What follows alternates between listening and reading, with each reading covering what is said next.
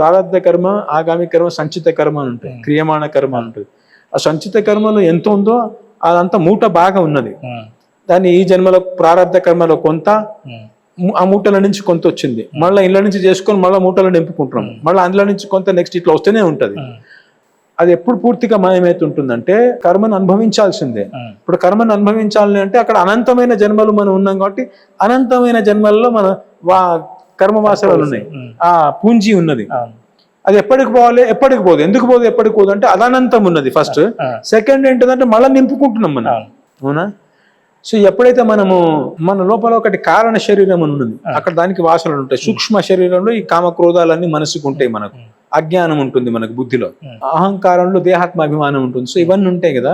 ఎప్పుడైతే మనం భగవంతుని భజన చేసి సాధన చేస్తుంటామో ఎంతెంతనైతే మనకు ఆత్మానుభవం కలుగుతుంటుందో ఆయా లెవెల్లో కామక్రోధాలు ఏవైతే ఆల్రెడీ ఉన్నాయో అవన్నీ భస్మం అవుతాయి.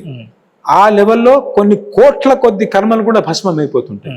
ఏది అనుభవించాల్సిన అవసరం పడదు. సో మీరు ఎంతెంత సూర్యుడు ఉదయిస్తుంటారో అంతంత అంధకారం పోయినట్లు మనకు అజ్ఞానం పోతుంది.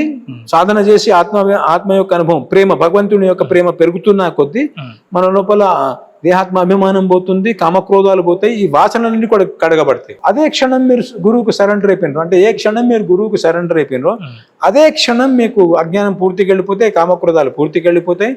ప్లస్ వాసనలన్నీ ఎన్ని కోట్లు అనంతం ఉన్నా కానీ ఒకటే సెకండ్లో కరిగిపోతాయి. ఒకవేళ భగవంతుని శరణులకు పోయి సాధన చేయలేదు అనుకోండి, అనంత జన్మలైనా పోదు.